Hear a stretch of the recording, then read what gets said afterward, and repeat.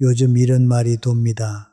딸 가진 어머니는 딸내 부엌에서 죽고 아들 가진 어머니는 아들내 문 앞에서 죽는다.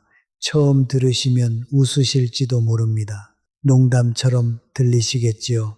그런데 이 말을 듣고 조용히 고개를 끄덕이신 분이 지금 이 자리에 꽤 계실 겁니다. 아마 끄덕이시면서도 입 밖으로는 아무 말씀도 못 하셨을 겁니다. 왜냐하면 그 부엌이 바로 내 딸의 부엌이기 때문입니다. 사랑하는 사람의 집에서 조금씩 나를 잃어가는 일, 그것을 불행이라고 부르기에는 너무 복잡하고 괜찮다고 말하기에는 너무 아픕니다. 그래서 오늘 딱 한 가지만 부탁드리겠습니다. 이 말만은 오늘 하루만 참아 주십시오. 우리 딸은 다르니까 괜찮아. 바로 이 한마디가 시작이었다고 지금 딸네 집 작은 방에 앉아 계신 수많은 어머니들이 말씀하십니다. 오늘 이야기는 자식을 미워하자는 이야기가 아닙니다. 자식과 등을 돌리자는 이야기도 아닙니다. 사랑하는 사람과 함께 살면서도 나 자신을 잃지 않는 방법, 그 방법에 대한 이야기입니다. 그리고 이야기 속에 한 어머니가 나오십니다. 그분은 마지막에 아주 작은 물건 하나를 되찾으십니다. 값으로 치면 10,000원도 안 되는 물건입니다. 그런데 그 물건 하나를 다시 품에 안은 날 밤, 그분은 처음으로 자기 이름이 기억났다고 하셨습니다. 그 물건이 무엇인지는 이야기 끝에서 말씀드리겠습니다. 끝까지 들어주십시오. 분명히 한 가지는 달라지실 겁니다. 어디서부터 말씀드릴까요? 이 이야기를 꺼낼 때마다 저는 잠깐 숨을 고르게 됩니다. 왜냐하면 이건 남의 이야기가 아니거든요. 우리 어머니 이야기이기도 하고 우리 이모 이야기이기도 하고 복지관 문 앞에서 만난 수많은 어르신들의 이야기이기도 합니다. 그러니까 우리 모두의 이야기입니다. 오늘 저는 3가지를 말씀드리려 합니다. 첫째, 경계라는 것이 어떻게 무너지는가? 큰 사건으로 무너지지 않습니다. 베개 하나, 찻잔 하나로 무너집니다. 둘째, 왜 하필 딸인가? 며느리와 살면 조심하는데 왜 딸과 살면 무너지는가? 셋째, 무너진 자리를 어떻게 다시 세우는가? 오늘 3가지 방법을 알려드리겠습니다. 종이 한 장이면 되는 방법입니다. 돈은 한 푼도 들지 않습니다. 먼저 여쭤보고 싶습니다.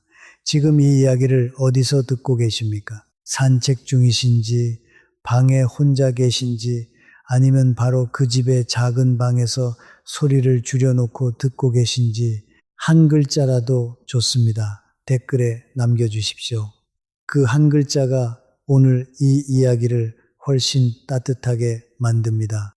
우리 딸은 달라. 여러분도 이 말을 한 번쯤 해보셨을 겁니다. 친구가 말렸을 때, 동생이 걱정했을 때 속으로 이렇게 생각하셨겠지요. 우리 사이는 다르다고, 우리는 친구처럼 지내왔다고. 그 말이 거짓말은 아닙니다. 딸과 마주 앉아 웃으며 밥을 먹던 시간, 전화기 너머로 엄마 밥은 먹었어 하고 물어봐 주던 그 목소리, 그게 다 진짜였습니다. 그래서 더 믿었습니다. 그래서 더 쉽게 문을 열었습니다. 그런데 바로 그 믿음이 문제였습니다. 믿음이 나빠서가 아닙니다. 믿음이 너무 컸기 때문에 경계를 세울 생각을 아예 하지 못한 것입니다. 자물쇠 없이 문을 열어둔 것과 같았습니다. 들어오는 사람이 나쁜 사람이 아니어도 자물쇠가 없으면 아무 때나 들어옵니다. 그리고 아무 때나 들어오는 것이 습관이 되면 어느 순간 노크조차 사라집니다. 박순희 씨 이야기를 해드리겠습니다. 71살. 남편을 먼저 보내고 혼자 살던 분이었습니다. 남편이 떠난 뒤로 집이 너무 컸습니다. 이불 한쪽이 늘 접힌 채로 있었고 밥상 위에는 수저가 하나뿐이었습니다. 그래도 버티셨습니다. 혼자 사는 게 조금씩 익숙해지려던 참이었습니다. 그런데 딸이 전화를 했습니다. 엄마, 우리 집으로 와. 내가 모실게. 순희 씨는 흔들렸습니다. 무릎이 좋지 않았고 밤마다 혼자라는 사실이 천장에서 천천히 내려오는 것 같았습니다. 친구가 말렸습니다. 딸, 집도 들어가면 달라. 순희 씨는 속으로 생각했습니다. 우리 딸은 다르다고. 이삿짐을 쌌습니다. 남편의 흔적이 밴 집에서 짐을 반이나 두고 왔습니다. 버리는 게 아니라 두고 오는 거라고 스스로에게 말했습니다. 딸의 현관문이 열리던 날 외손녀가 신발도 안 신고 뛰어나왔습니다. 할머니, 순희 씨는 속으로 말했습니다. 잘 왔다. 처음 며칠은 정말 좋았습니다. 아침에 딸이 엄마 밥 먹어 하고 불렀습니다.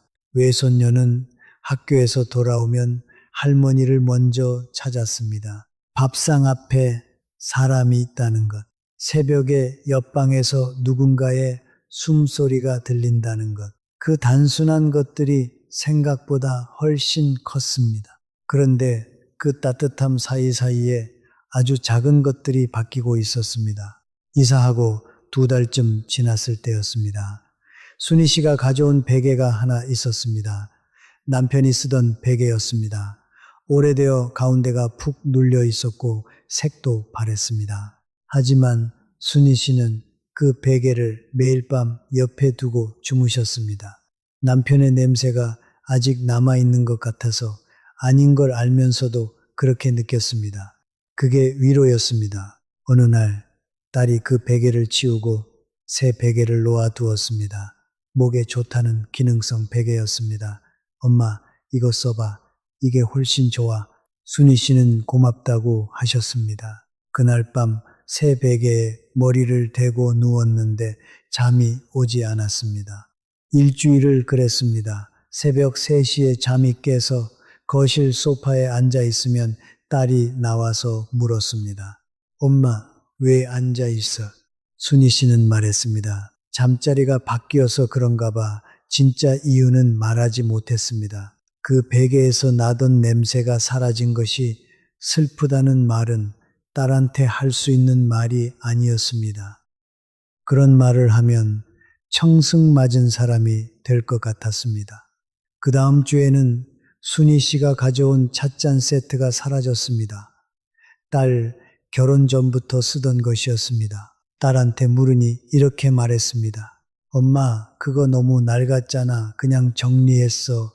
물어보지 않고 버린 것이었습니다. 그리고 며칠 뒤에는 순희 씨 방에 있던 작은 책상이 다른 자리로 옮겨져 있었습니다. 딸은 동선이 이게 더 낫잖아 하고 말했습니다. 순희 씨 방인데 그 생각이 잠깐 들었다가 금방 덮였습니다. 딸이니까 내가 예민하게 구는 것 같아서 베개 하나, 찻잔 하나, 책상 하나 따로 놓고 보면 정말 사소한 것들입니다.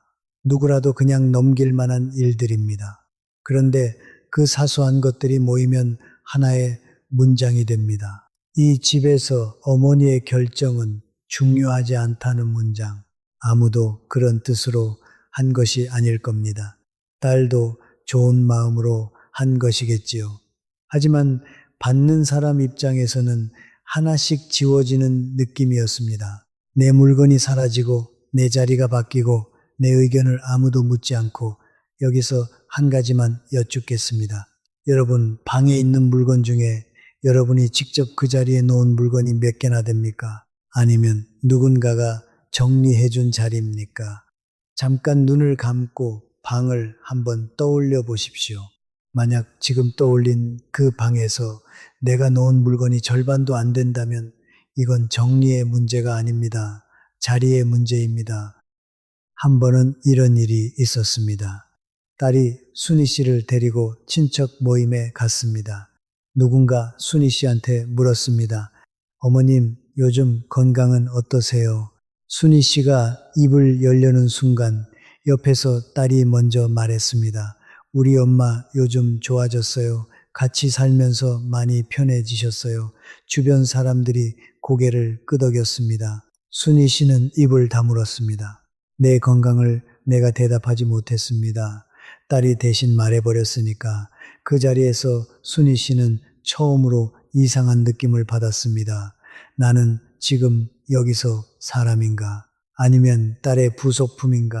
그런데 그 느낌을 누구한테도 말하지 못했습니다. 말하면 예민한 사람이 될 것 같아서, 딸이 상처받을 것 같아서 순희 씨는 그냥 웃었습니다. 나무 이야기를 하나 해드리겠습니다. 이웃집과 우리 집 사이에 낮은 담이 하나 있습니다. 그 담 옆에 나무 한 그루가 서 있습니다. 담이 튼튼할 때는 나무가 제자리에서 곱게 자랍니다.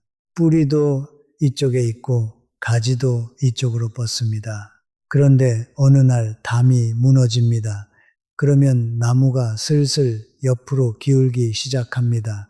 이웃집 쪽으로 가지가 넘어가고 뿌리도 그쪽 땅으로 퍼집니다. 밖에서 보면 나무는 여전히 푸릅니다. 잘 자라고 있는 것처럼 보입니다. 하지만 이쪽에 남은 뿌리는 점점 얇아지고 있습니다. 우리 가족 사이의 경계도 그렇습니다. 담이 무너지면 눈에 보이지 않지만 한쪽이 조금씩 기울어집니다. 그리고 기울어지는 쪽은 언제나 말이 없는 쪽입니다. 순희 씨는 딸이니까 괜찮다고 생각했습니다. 편하게 지내는 거라고 생각했습니다. 하지만 편하다는 말은 양쪽이 다 편해야 편한 것입니다. 한쪽만 편하면 그건 편한 게 아니라 한쪽이 참고 있는 것입니다. 여기까지가 첫 번째 이야기입니다. 정리해 보겠습니다. 경계는 큰 사건으로 무너지지 않습니다. 베개 하나, 찻잔 하나, 대신 해준 대답 하나, 그 작은 것들이 쌓입니다. 그리고 넘어지는 쪽은 언제나 말이 없는 쪽입니다. 이제 두 번째 질문으로 갑니다. 왜 하필 딸일까요? 사람들은 흔히 이렇게 말합니다. 딸이랑은 편하지, 며느리보다 낫지. 정말 그럴까요? 저는 오늘 조금 다른 이야기를 드리고 싶습니다. 며느리와 사는 것이 불편하다는 것은 누구나 압니다. 서로 조심합니다. 말을 고르고 행동을 살피고 부엌 하나 쓰는 것도 눈치를 봅니다. 그런데 바로 그 불편함이 사실은 관계를 지켜주는 벽이 됩니다. 유리벽 같은 것입니다. 서로 보이지만 함부로 넘어가지 않습니다. 넘어가면 안 된다는 것을 양쪽이 다 알고 있습니다. 딸은 다릅니다. 그 벽이 없습니다. 어릴 때부터 같은 집에서 같은 밥을 먹고 같은 화장실을 쓰고 옷도 빌려 입고 속 얘기도 다 하고 자란 사이입니다. 그래서 딸이 어느 날 엄마 방문을 노크 없이 열고 들어와도 이상하지 않습니다. 엄마 옷을 보고 그건 좀 그렇다 해도 이상하지 않습니다. 엄마 전화기를 보고 그 사람 별로야 해도 이상하지 않습니다. 왜냐하면 늘 그래 왔으니까, 편했으니까. 그런데 바로 그 편안함이 문제입니다. 우리는 그것을 편하다고 부르지만 사실은 담이 없는 것입니다. 가족을 오래 연구한 미국의 가족 심리학자 폴린 보스라는 분이 이런 표현을 썼습니다. 경계의 모호함. 두 사람 사이의 선이 너무 흐릿해서 어디까지가 나이고 어디부터가 상대인지 구분이 안 되는 상태를 말합니다. 며느리와는 이 선이 자연스럽게 존재합니다. 불편해서가 아니라 원래 남이었으니까 선이 있는 것입니다. 딸과는 이 선이 태어날 때부터 없습니다. 그래서 딸이 넘어와도 넘어온 줄 모릅니다. 엄마도 모르고 딸도 모릅니다. 둘 다 그것을 사랑이라고 생각합니다. 현관 앞을 한번 떠올려 보십시오. 손님이 오시면 신발을 가지런히 벗어놓습니다. 며느리가 와도 비교적 정돈된 모습으로 들어옵니다. 그런데 딸이 오면 어떻습니까? 신발을 아무렇게나 벗어 던집니다. 가방도 소파에 툭 놓고 냉장고 문을 엽니다. 그게 불쾌한 것이 아닙니다. 오히려 반갑습니다. 편하다는 뜻이니까요. 하지만 바로 그 편안함이 신호입니다. 신발을 아무렇게나 벗는다는 것은 이 집에서 나는 조심할 필요가 없다는 뜻입니다. 조심할 필요가 없다는 것은 상대방의 영역을 의식하지 않는다는 뜻입니다. 그것이 쌓이면 엄마 방도 내 방처럼, 엄마 물건도 내 것처럼, 엄마 시간도 내 시간처럼 되어버립니다. 공자가 이런 말을 남겼습니다. 가까우면 공경을 잃는다. 2000년도 더 된 말인데 지금 이 순간에도 그대로 작동하고 있습니다. 임금과 신하 사이에서만 그런 것이 아닙니다. 엄마와 딸 사이에서도, 아버지와 아들 사이에서도 그렇습니다. 가까울수록 존중이 먼저 사라집니다. 존중이 사라지면 감사가 사라지고, 감사가 사라지면 당연함이 들어옵니다. 그리고 당연함이 자리를 잡으면 그때부터 관계는 한쪽으로 기울기 시작합니다. 한 분의 이야기가 오래 마음에 남습니다. 딸의 입장에서 이런 말을 하신 분이 계셨습니다. 나도 엄마 집에 들어가서 살아봤다. 안 볼 때는 엄마한테 잘해야지 하는데 같이 있으면 짜증이 난다. 따로 살 때 비로소 엄마를 존중하게 된다. 그 말이 거꾸로 모든 것을 설명합니다. 우리 딸이 나빠서가 아닙니다.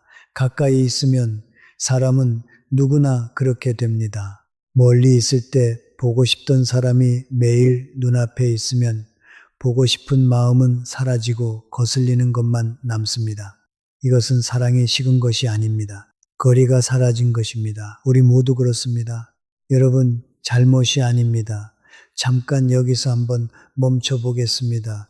이 말이 마음에 걸리신다면 그게 맞습니다. 조금 불편하시더라도 이 생각을 잠깐만 안고 계셔 주십시오. 이런 이야기를 앞으로도 계속 전해드리려 합니다. 오늘 이야기가 조금이라도 도움이 되셨다면 구독과 좋아요 한 번만 눌러주십시오. 그 작은 누름이 같은 고민을 안고 계신 다른 분께 이 이야기를 전하는 유일한 길입니다. 그런데 여기서 한 가지 질문이 남습니다. 이 이야기를 듣고 계신 분들 대부분은 이미 아실 겁니다. 자식과 같이 살면 안 된다는 것, 따로 사는 게 편하다는 것, 우리는 이미 다 알고 있습니다. 댓글에도 늘 같은 말이 올라옵니다. 절대 합가하지 마세요. 혼자가 최고입니다. 각자 도생입니다. 다 맞는 말입니다. 그런데 저는 이 질문이 더 중요하다고 생각합니다. 다 알면서 왜 갈까요? 왜 사람들은 안 된다는 것을 알면서도 딸네 집 문을 열고 들어가는 걸까요? 새벽 3시에 잠이 깨는 분은 아실 겁니다.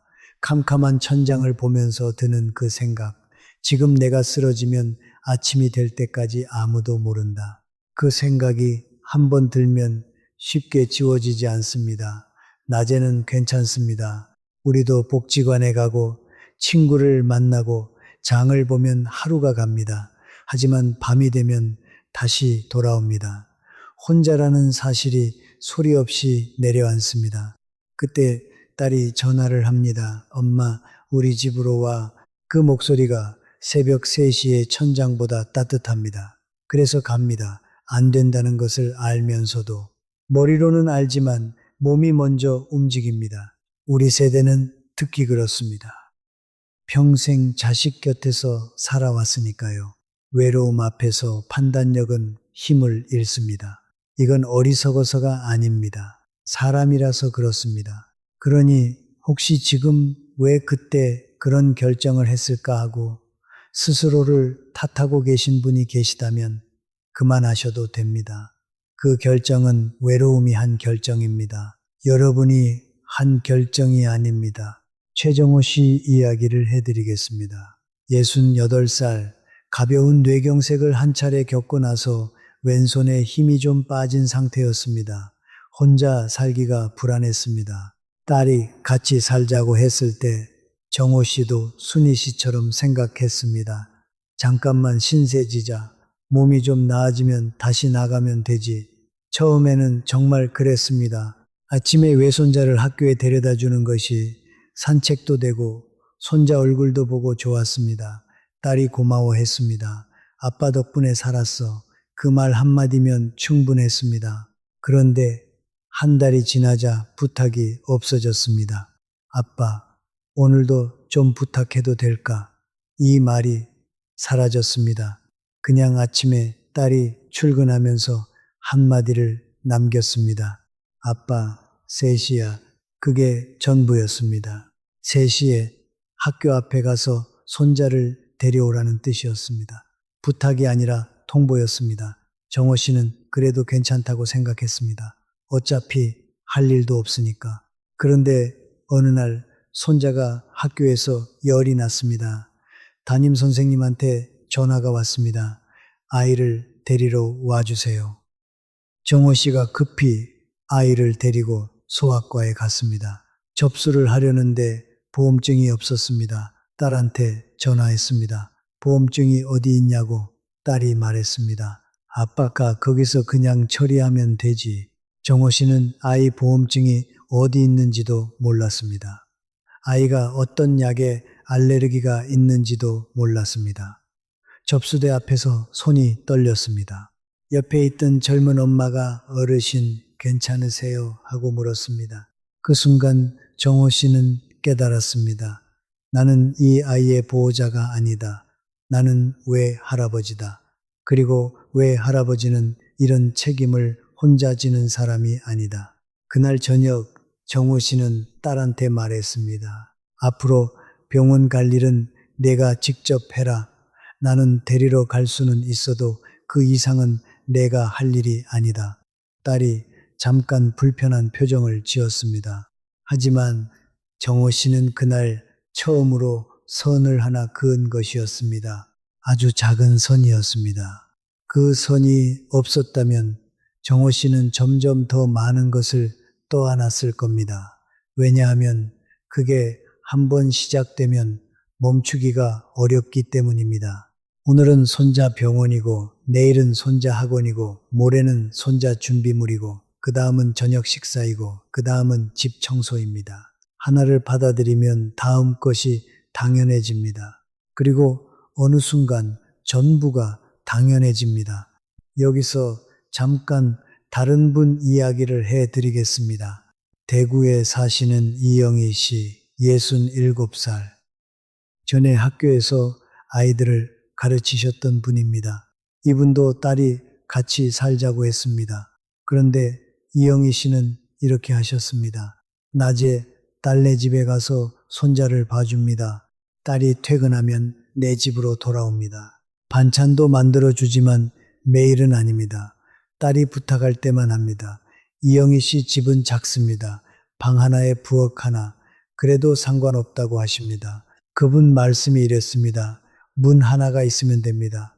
닫을 수 있는 문 하나. 그 문 안쪽이 내 세상입니다. 열쇠는 내가 쥐고 있고 언제 열고 닫을지는 내가 정합니다. 저는 그 말이 참 오래 남았습니다. 같이 살지 않으면서도 돕는 방법은 있습니다. 사랑하지 않아서 따로 사는 것이 아닙니다. 오래 사랑하려고 따로 사는 것입니다. 두 번째 이야기를 정리하겠습니다. 딸이 나빠서가 아닙니다. 너무 가까워서 담이 처음부터 없었기 때문입니다. 담이 없으면 넘는 쪽도 넘는 줄 모르고 넘어지는 쪽도 넘어지는 줄 모릅니다.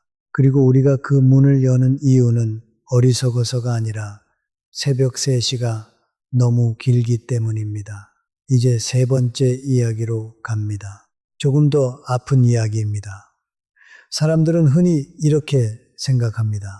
어차피 집에 있으니까 좀 도와주면 되지. 틀린 말은 아닙니다. 도움을 줄 수 있다면 주는 것이 좋지요. 하지만 한 가지만 기억하시면 좋겠습니다. 내가 한가하다는 것과 내가 언제든 쓸 수 있는 사람이라는 것은 전혀 다른 말입니다. 한가한 시간은 내 시간입니다. 라디오를 듣든 공원을 걷든 아무것도 하지 않고 창밖을 보든 그것은 내가 선택한 시간입니다. 누군가 그 시간을 묻지도 않고 가져가면 그것은 도움이 아닙니다. 그것은 징발입니다. 도움은 내가 주는 것이고 징발은 남이 가져가는 것입니다. 순희 씨도 마찬가지였습니다. 처음에는 딸이 늦는 날만 저녁을 차렸는데 어느 순간부터 매일 차리고 있었습니다. 딸이 들어오면서 엄마 다 됐어 하고 물었습니다. 고맙다는 말은 없었습니다. 순희 씨는 그 당연함이 마음에 걸리기 시작했지만 딸이니까 하고 또 넘겼습니다. 외손녀 데리러 가는 것도 마찬가지였습니다. 처음에는 일주일에 한두 번이었는데 어느새 매일이 되었습니다. 무릎이 다시 아파지기 시작했습니다. 이 집에 온 이유가 무릎 때문이었는데 정작 매일 버스를 타고 학교 앞까지 다녀오는 것이 일과가 되어 있었습니다. 그러던 어느 날이었습니다. 오랫동안 만나지 못했던 복지관 친구들과 점심 약속이 잡혔습니다. 들뜨는 마음으로 딸한테 말했습니다. 나 오늘 친구들 만나기로 했는데 손녀 데리러 가는 거 네가 해줄 수 있어. 딸이 잠깐 멈추더니 말했습니다. 엄마, 나 오늘 회의 있는데 엄마가 갔다 오면 안 돼. 순희 씨는 알겠다고 했습니다. 친구들한테는 다음에 보자고 문자를 보냈습니다. 그날 저녁 방에 혼자 앉아서 생각했습니다. 나는 왜 또 그냥 알겠다고 했을까? 왜 내 약속이 먼저인데 한 번 더 말하지 못했을까? 순희 씨는 자기 자신한테 속상했습니다. 딸한테가 아니라 자기한테, 입이 떨어지지 않은 자기한테. 여기서 여러분께 여쭙겠습니다. 최근 한 달 동안 내가 하고 싶은 일 때문에 자식의 부탁을 거절해 보신 적이 있으십니까? 한 번이라도 있으시면 다행입니다. 한 번도 없으셨다면 이건 성격의 문제가 아닙니다. 이미 담이 무너져 있다는 뜻입니다. 그리고 더 마음이 아팠던 일이 있었습니다. 어느 오후였습니다. 오랜만에 집이 조용했습니다. 순희 씨는 소파에 앉아 오래된 친구 명숙 씨에게 전화를 하려던 참이었습니다. 합가하고 나서 통 연락을 못한 친구였습니다.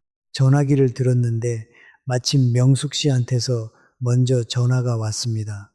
반가운 마음에 받으려는 순간 마침 들어오던 딸이 순희 씨 손에서 전화기를 가져갔습니다. 여보세요. 지금 좀 바쁘세요. 나중에 다시 걸어주세요.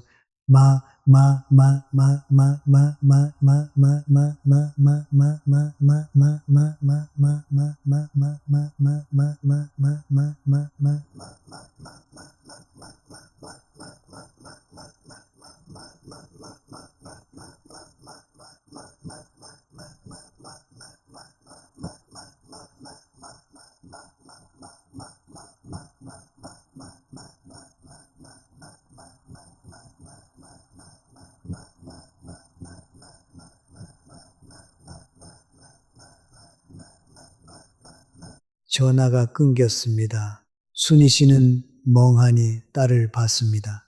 딸은 아무렇지 않은 표정으로 전화기를 내려놓으며 말했습니다. 엄마, 그 명숙이 아줌마잖아. 엄마한테 별로 안 좋은 사람이잖아. 순희 씨는 아무 말도 하지 못했습니다.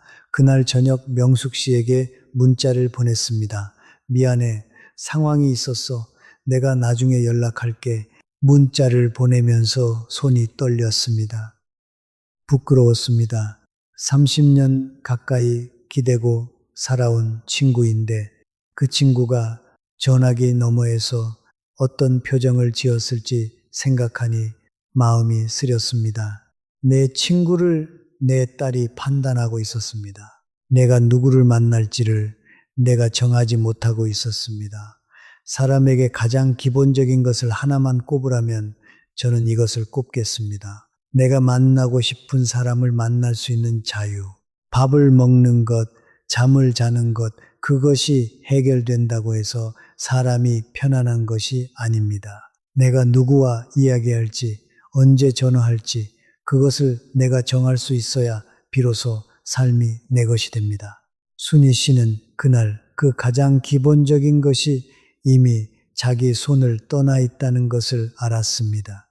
여기까지 들으시면서 가슴이 답답해지신 분이 계실 겁니다. 괜찮습니다.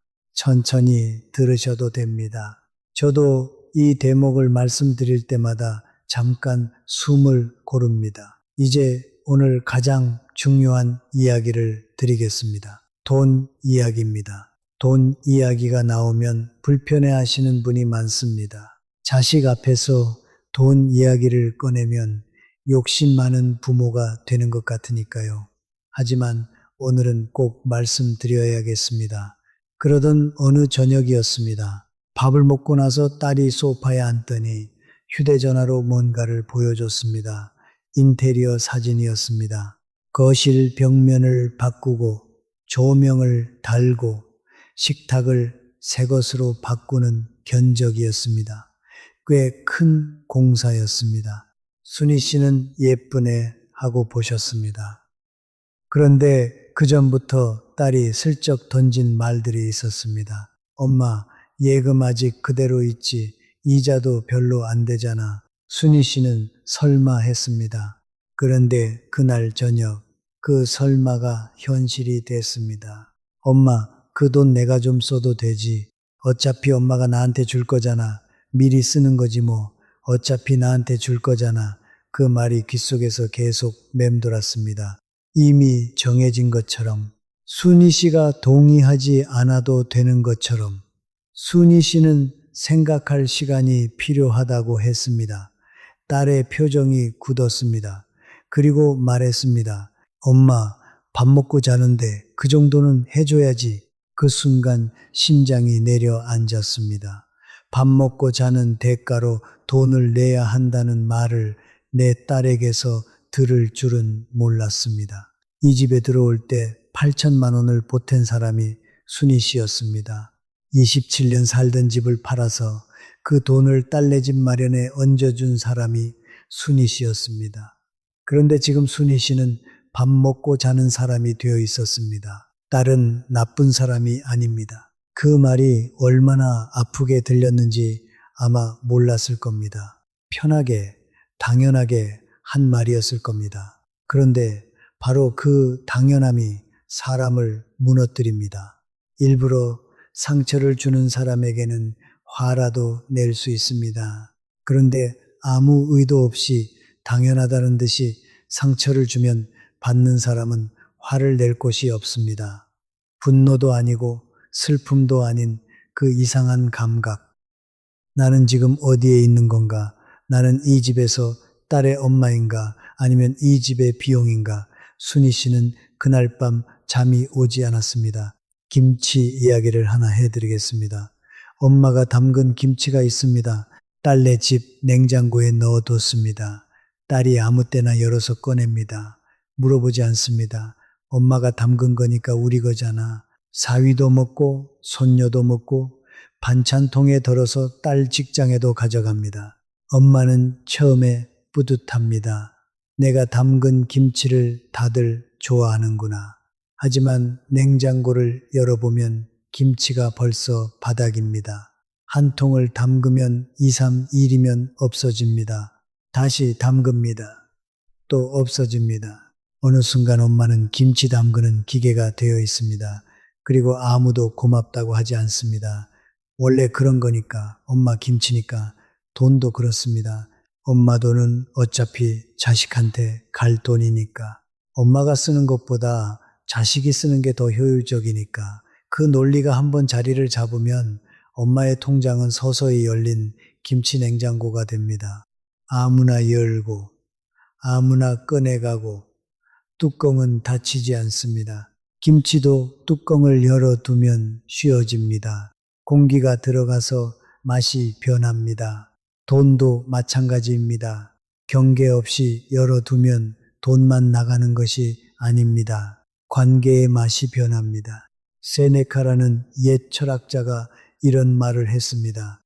사람들은 재산에는 인색하면서 시간에는 한없이 헤프다. 그런데 정작 아껴야 할 것은 시간이다. 저는 여기에 한마디를 보태고 싶습니다. 70살의 시간과 70살의 돈은 같은 무게입니다. 둘 다 다시 만들 수 없습니다.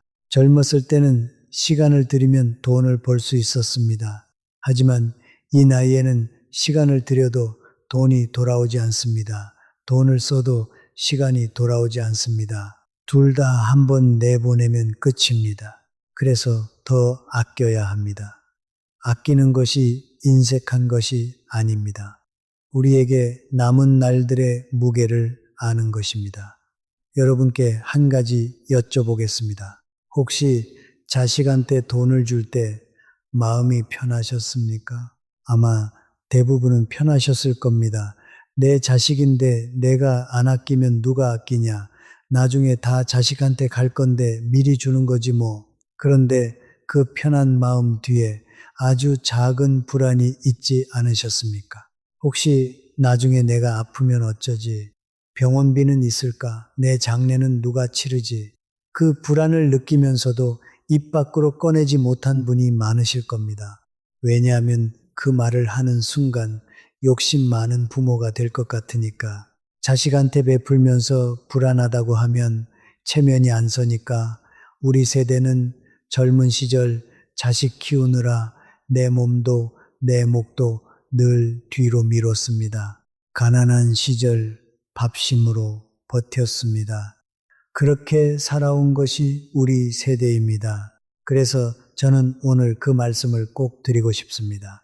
돈을 지키는 것은 욕심이 아닙니다. 돈을 지키는 것은 품위를 지키는 것입니다. 노년의 삶의 만족을 다룬 여러 연구에서 반복해서 확인되는 사실이 하나 있습니다. 집안에서 돈에 대한 결정권을 가진 분과 그 결정권을 잃은 분 사이에는 행복감의 차이가 분명하게 나타납니다. 결정권을 완전히 잃은 분들은 마음의 회복력이 낮고 외로움은 더 높게 나타납니다. 흥미로운 것은 이것이 돈이 많고 적음의 문제가 아니라는 점입니다. 돈이 적어도 그 돈을 내가 결정할 수 있으면 괜찮았습니다. 반대로 돈이 넉넉해도 결정을 자식이 다 하면 불안이 높아졌습니다.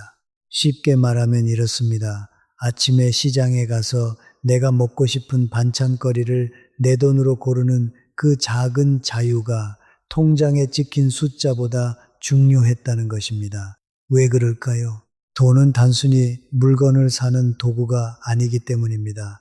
특히 우리 나이의 돈은 목소리입니다. 내가 돈을 쥐고 있으면 싫다는 말을 할 수 있습니다. 아니라는 말을 할 수 있습니다. 나가겠다는 말을 할 수 있습니다. 하지만 돈이 없으면 그 말들이 입에서 나오지 않습니다. 싫어도 참아야 하고 아니어도 고개를 끄덕여야 하고 나가고 싶어도 갈 곳이 없습니다. 돈이 사라지면 선택이 사라집니다. 이것은 가난의 문제가 아닙니다. 존엄의 문제입니다. 그래서 오늘 세 가지를 말씀드리겠습니다. 자식한테 큰 돈을 줄 일이 생기면 그 전에 이 세 가지를 먼저 해 주십시오. 첫째, 종이 한 장을 꺼내십시오.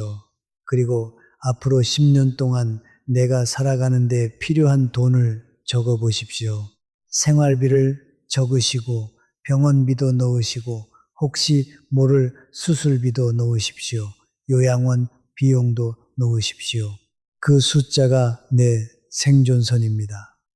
그 선 아래에 있는 돈은 절대로 움직이면 안 됩니다. 자식이 울어도 사업이 어렵다고 해도 그 선 아래는 손대지 않는 것입니다. 이 종이 한 장이 오늘 여러분이 하실 수 있는 가장 강력한 일입니다. 돈은 한 푼도 들지 않습니다. 볼펜 하나면 됩니다. 둘째, 생존선 위에 있는 돈, 그러니까 줘도 되는 돈이라면 주셔도 됩니다. 하지만 큰 돈은 내 자식이라도 종이를 남기십시오. 차용증이든 증여 확인서든 종이 한 장이면 됩니다. 그 종이는 의심의 증거가 아닙니다. 존중의 증거입니다. 서로를 지키기 위해 쓰는 것입니다. 그리고 이건 혼자 하시기 어려우시면 복지관이나 구청에서 무료 법률 상담을 해주는 곳이 있습니다. 법무사나 변호사 선생님을 만나실 수 있습니다. 돈 들지 않습니다. 전화 한 통이면 됩니다. 셋째, 집이 있으신 분은 절대 서둘러 팔지 마십시오. 주택연금이라는 제도가 있습니다. 나라에서 운영하는 제도입니다. 집을 담보로 맡기면 그 집에 계속 사시면서 매달 연금을 받으실 수 있습니다. 돌아가실 때까지요. 부부 중 한 분이 일정 나이를 넘으면 신청하실 수 있습니다. 금액은 집값과 나이에 따라 달라집니다. 해마다 조건이 조금씩 바뀌니 정확한 것은 반드시 한국주택금융공사나 가까운 지사에 직접 확인하십시오. 제가 여기서 액수를 딱 잘라 말씀드리지 않는 이유가 있습니다. 제 말만 믿고 결정하시면 안 되기 때문입니다. 여러분 손으로 확인하셔야 합니다. 그게 바로 결정권입니다. 다만 이것만 기억하십시오. 집을 팔면 돈은 한 번에 나가고 끝입니다. 하지만 주택연금은 매달 들어옵니다. 그리고 매달 들어오는 돈이 있다는 것은 매달 내가 결정할 수 있다는 뜻입니다. 우리는 종종 이렇게 말합니다. 내 자식인데 뭘 그렇게까지 해? 믿으면 되지. 맞습니다. 믿으셔도 됩니다. 하지만 믿음과 준비는 다른 것입니다. 비가 올 거라고 믿지 않아도 우산은 가져갑니다. 자식을 안 믿어서가 아니라 인생이 어떻게 흘러갈지 아무도 모르기 때문에 준비하는 것입니다. 종이 한 장이 관계를 망치지 않습니다. 종이 한 장이 없어서 관계가 망가지는 것입니다. 여기서 하나만 덧붙이겠습니다. 정정하는 게 아니라 보태는 말씀입니다. 이 세 가지 중에 시간이 없으시면 첫째만이라도 하십시오. 종이 한 장에 10년치 내 생존선을 적는 것, 그것 하나만 해도 오늘 밤이 달라집니다. 순희 씨 이야기를 다시 해드리겠습니다. 순희 씨에게는 남편이 남긴 것이 하나 더 있었습니다. 시골에 있는 작은 땅 한 필지, 남편이 살아있을 때 늘 말하던 곳이었습니다. 은퇴하면 거기 가서 작은 집 짓고 텃밭에 배추 심고 개 한 마리 키우면서 살자. 남편은 그 꿈을 이루지 못하고 떠났습니다. 땅은 그대로 남아 있었습니다. 풀만 자라고 있었지만 순희 씨한테는 그 풀 사이에 남편의 목소리가 남아 있는 것 같았습니다. 어느 날 딸이 말했습니다. 엄마, 그 땅 정리하는 게 어때? 팔면 꽤 되잖아. 엄마 혼자 가서 뭐해? 풀만 나잖아. 딸한테는 그냥 풀이었습니다. 하지만 순희 씨한테는 남편이 마지막으로 꿈꾸던 곳이었습니다. 그날 밤 순희 씨는 오래 생각했습니다. 인테리어 비용도 이미 나갔습니다. 8천만 원도 이미 이 집 안에 녹아 있었습니다. 이제 남은 것은 그 땅과 약간의 예금뿐이었습니다. 여기서 또 내어주면 정말 아무것도 남지 않습니다. 순희 씨는 복지관에서 이 선생님한테 넌지시 이야기를 꺼냈습니다. 딸 집에 들어와 살고 있는데 좀 불편한 일이 있다고, 돈을 보탰는데 그게 오히려 발목을 잡는다고 이 선생님이 말했습니다. 어머니, 그거 법적으로 정리하는 방법이 있어요. 여기 무료 법률 상담 오시는 법무사 선생님한테 한번 물어보세요. 순희 씨는 처음엔 낯설었습니다. 딸 집 문제의 법무사라니. 그런데 생각할수록 그 말이 마음에 남았습니다. 딸이니까 계약서가 없어도 된다고 생각했는데 딸이니까 더 분명하게 남겨야 하는 건 아닐까. 며칠 뒤 복지관 무료 법률 상담에서 법무사 선생님을 만났습니다. 상황을 설명하는데 말이 잘 나오지 않았습니다. 중간에 목이 매기도 했습니다. 선생님은 끝까지 들어주셨습니다. 그리고 말씀하셨습니다. 어머니, 지금이라도 늦지 않았습니다. 차용관계로 정리할 수 있어요. 늦지 않았다는 그 말이 그날따라 유난히 크게 들렸습니다. 하지만 순희 씨가 먼저 한 것은 차용증이 아니었습니다. 딸한테 땅 이야기부터 했습니다. 저녁을 먹고 딸이 소파에 앉았을 때 순희 씨가 맞은편에 앉았습니다. 혜진아, 그 땅은 안 팔 거야. 그 땅은 아빠가 남긴 거야. 엄마는 그걸 지키고 싶어. 딸이 잠깐 순희 씨를 봤습니다. 뭔가 말하려다가 입을 다물었습니다. 그리고 일주일 동안 그 이야기는 나오지 않았습니다. 관계가 좋아진 것은 아니었습니다. 일주일 동안 집안 공기가 무거웠습니다. 하지만 순희 씨는 그 무거움을 처음으로 피하지 않았습니다. 여기서 꼭 말씀드리고 싶은 것이 있습니다.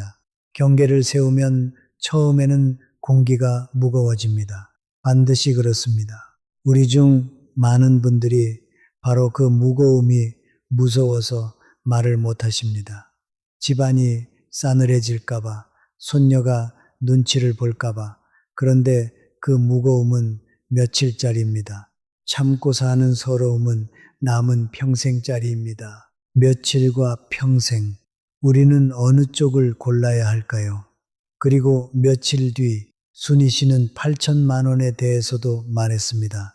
이번에는 더 떨렸습니다. 혜진아, 이 집 들어올 때 내가 보탠 8천만 원 말이야. 그거 빌려준 돈으로 정리하고 싶어. 차용증을 써줬으면 해. 이자는 낮아도 되니까 매달 조금씩 갚아줬으면 해. 딸의 얼굴이 굳었습니다. 엄마가 나한테 이럴 수 있어. 내가 엄마 모시고 있는 거잖아. 예전 같았으면 순희 씨는 거기서 고개를 숙였을 겁니다. 하지만 그날은 달랐습니다. 모셔주는 건 고마운 일이야. 그런데 그 고마움이랑 내 돈을 내 방식으로 지키는 건 별개야. 한마디가 이렇게 무거울 수 있습니다. 말하지 못한 시간이 길수록 처음 꺼낸 그 한마디는 온몸에 힘을 다 써야 합니다. 이틀 뒤 딸이 먼저 왔습니다. 말없이 잠깐 앉아 있다가 말했습니다. 엄마, 알겠어. 법무사 선생님한테 연락해봐. 차용증이 작성됐습니다. 8천만 원. 낮은 이자. 매월 조금씩 갚기로. 딸이 도장을 찍는 것을 보면서 순희 씨는 이상하게 눈물이 났습니다. 슬픔이 아니었습니다. 안도였습니다. 내가 이 집에서 얹혀 사는 사람이 아니라 권리가 있는 사람이라는 것이 종이 위에 남겨진 것입니다. 그날 이후 극적으로 달라진 것은 없었습니다. 딸이 갑자기 다정해진 것도 아니고 매일 고맙다고 한 것도 아닙니다. 하지만 작은 것들이 바뀌었습니다.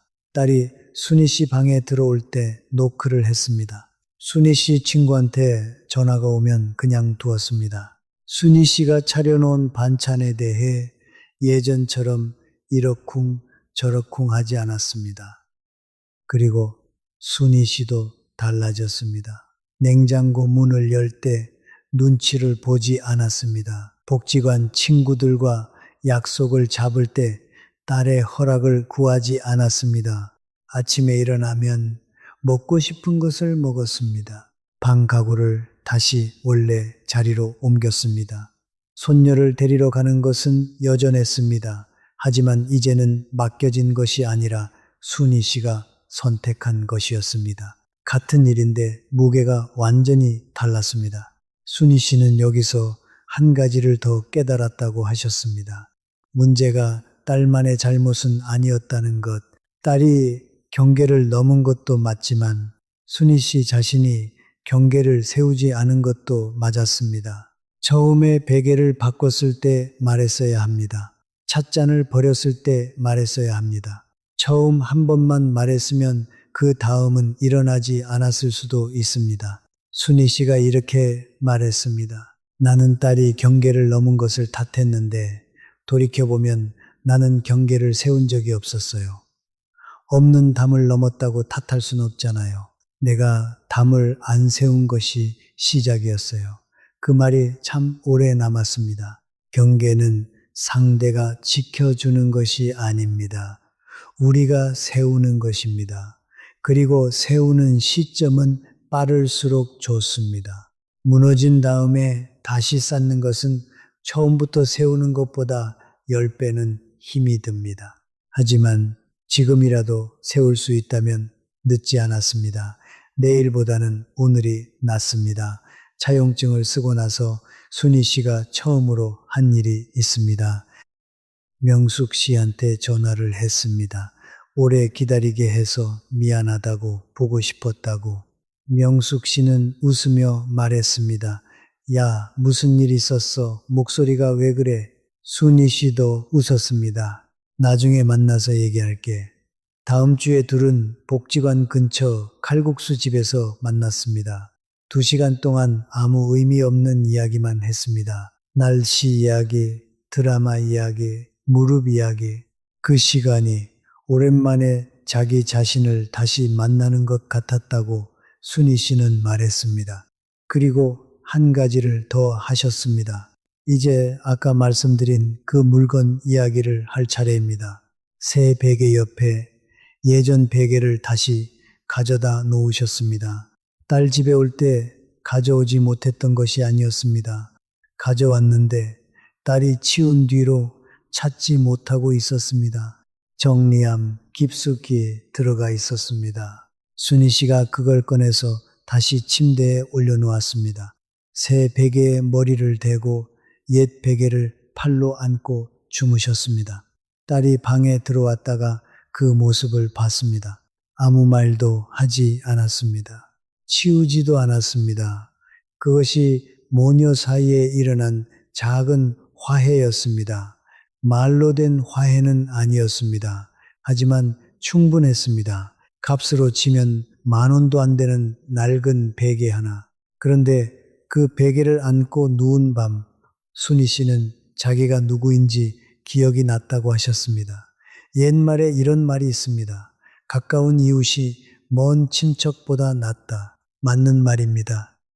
하지만 저는 여기에 한마디를 보태고 싶습니다. 가까운 사람이라도 경계가 없으면 그것은 가까운 것이 아니라 엉킨 것입니다. 엉킨 실은 풀기 어렵습니다. 하지만 처음부터 적당한 간격으로 감아놓은 실은 필요할 때 쉽게 풀려 나옵니다. 우리에게 가장 좋은 거리는 멀지도 가깝지도 않은 거리가 아닙니다. 서로가 숨 쉴 수 있는 거리입니다. 하나만 더 말씀드리겠습니다. 함께 산다는 것은 같은 지붕 아래에 있다는 뜻이지 같은 사람이 되라는 뜻이 아닙니다. 지붕은 함께 써도 방은 각자의 것입니다. 그리고 방에는 창문이 하나씩 있어야 합니다. 그 창문은 도망치기 위한 것이 아닙니다. 숨쉬기 위한 것입니다. 내 하늘을 보기 위한 것입니다. 그 창문이 없는 사람은 아무리 넓은 집에 살아도 답답합니다. 창문이 있는 사람은 작은 방 한 칸에 살아도 자기 하늘이 있습니다. 여러분의 창문은 아직 열려 있습니까? 오늘 이야기가 길었습니다. 끝까지 함께 해주신 여러분께 진심으로 감사드립니다. 지금까지 드린 이야기를 한번 정리해 보겠습니다. 첫째, 경계는 큰 사건으로 무너지지 않습니다. 베개 하나, 찻잔 하나, 대신 건넨 대답 하나. 그 작은 것들이 쌓여서 어느 날 돌아보면 내 자리가 사라져 있습니다. 둘째, 그 경계가 가장 쉽게 무너지는 곳이 딸과 엄마 사이입니다. 딸이 나빠서가 아닙니다. 너무 가까워서 담이 처음부터 없기 때문입니다. 담이 없으면 넘는 쪽도 넘는 줄 모르고 넘어지는 쪽도 넘어지는 줄 모릅니다. 셋째, 가장 깊이 찌르는 것은 악의가 아니라 당연함입니다. 일부러 상처 주는 말은 피할 수 있지만 아무 생각 없이 던진 당연한 말은 피할 수가 없습니다. 넷째, 그래서 돈을 지켜야 합니다. 돈은 욕심이 아니라 목소리입니다. 목소리가 있어야 싫다고 말할 수 있고 아니라고 말할 수 있고 나가겠다고 말할 수 있습니다. 그리고 이 모든 것의 시작은 결국 한마디입니다. 입을 여는 것입니다. 경계는 상대가 지켜주는 것이 아니라 내가 세우는 것입니다. 사랑하는 사람일수록 더 분명하게 선을 그어야 합니다. 선이 있어야 사랑도 오래갑니다. 우리가 오늘 할 일을 딱 3가지로 줄이면 이렇습니다. 하나, 종이 한 장에 앞으로 10년치 내 생존선을 적어보십시오. 둘, 큰돈이 오갈 때는 종이 한 장을 남기십시오. 복지관 무료 법률 상담이면 충분합니다. 셋, 집은 서둘러 팔지 마십시오. 주택연금은 반드시 직접 확인해 보십시오. 시간이 없으시면 첫째만이라도 하십시오. 볼펜 하나면 됩니다. 혹시 비슷한 일을 겪고 계신 분이 계십니까? 딸 집에서, 아들 집에서, 혹은 다른 어떤 자리에서 내 자리가 조금씩 작아지는 느낌을 받고 계신 분이 계십니까? 말하고 싶은데 말을 못하고, 나가고 싶은데 나갈 수 없고, 사랑하는데 상처받고 계신 분이 계십니까? 그 마음은 여러분만의 것이 아닙니다. 우리 모두의 마음입니다. 우리 세대가 함께 안고 있는 마음입니다. 그리고 그 마음은 잘못된 것이 아닙니다. 지금 이 순간에도 같은 자리에서 같은 마음으로 이 이야기를 듣고 계신 분이 수백 명, 수천 명 계실 겁니다. 혹시 하실 말씀이 있으시다면 댓글에 남겨주십시오. 한 줄이면 됩니다. 나도 그랬다. 그 한마디면 충분합니다. 여러분의 그 한 줄이 지금 같은 자리에 있는 누군가에게 가장 큰 위로가 됩니다. 우리는 혼자가 아니라는 것, 그것만 알아도 사람은 한 발 더 버틸 수 있습니다. 그리고 오늘 이야기가 도움이 되셨다면 구독과 좋아요 한 번만 눌러 주십시오. 부탁드립니다. 그 작은 누름이 이 이야기를 꼭 필요한 분께 데려다 줍니다. 주변에 비슷한 고민을 하고 계신 분이 계시다면 이 이야기를 나눠 주십시오. 함께 산책하는 친구에게, 복지관에서 만나는 분에게, 혹은 조용히 문자 하나로 이 이야기가 필요한 분은 생각보다 가까이에 계실 겁니다. 이제 마무리하려 합니다. 오늘 이 자리까지 들어주신 것만으로도 여러분은 이미 용기 있는 분들입니다. 우리는 충분히 살았습니다. 충분히 버텼습니다. 충분히 참았습니다. 우리 세대는 참는 것을 미덕이라고 배웠습니다. 하지만 이제는 참는 것이 미덕이 아닙니다. 이제는 말하는 것이 미덕입니다. 우리 차례입니다. 내 자리를 지키는 것은 이기적인 것이 아닙니다. 내 자리를 지키는 것이 관계를 지키는 것입니다. 순희 씨는 지금도 딸과 함께 살고 계십니다. 완벽하게 좋아진 것은 아닙니다. 여전히 어색한 순간이 있고 말을 아껴야 할 때도 있습니다. 하지만 매일 밤 옛 베개를 안고 주무십니다. 그 베개에서 남편의 냄새가 나는지는 모르겠다고 하셨습니다. 아마 이제는 안 날 거라고. 하지만 그 베개를 안고 있으면 자기가 누구인지 기억이 난다고 하셨습니다. 누군가의 엄마이기 전에, 누군가의 할머니이기 전에 한 사람의 아내였고, 한 사람의 여자였고, 한 사람의 인생이었다는 것이 기억이 난다고. 오늘 밤 잠자리에 드실 때 한 가지만 생각해 주십시오. 내 베개는 아직 내 자리에 있는가? 내 창문은 아직 열려 있는가? 만약 그렇지 않다면 내일 아침에 딱 하나만 하십시오. 아주 작은 것이라도 좋습니다. 내가 먹고 싶은 것을 먹는 것이어도 좋고, 오래된 친구에게 전화 한 통 하는 것이어도 좋습니다. 그 작은 것 하나가 내 자리를 다시 만드는 시작이 됩니다. 여러분의 자리는 여러분이 지키실 수 있습니다. 그리고 그 자리를 지키는 것이 사랑을 지키는 것입니다. 우리 함께 건강하고 우리 함께 당당하게 살아갑시다. 다음에도 여러분의 삶에 작은 울림이 되는 이야기로 찾아뵙겠습니다. 오래오래 건강하십시오. 고맙습니다.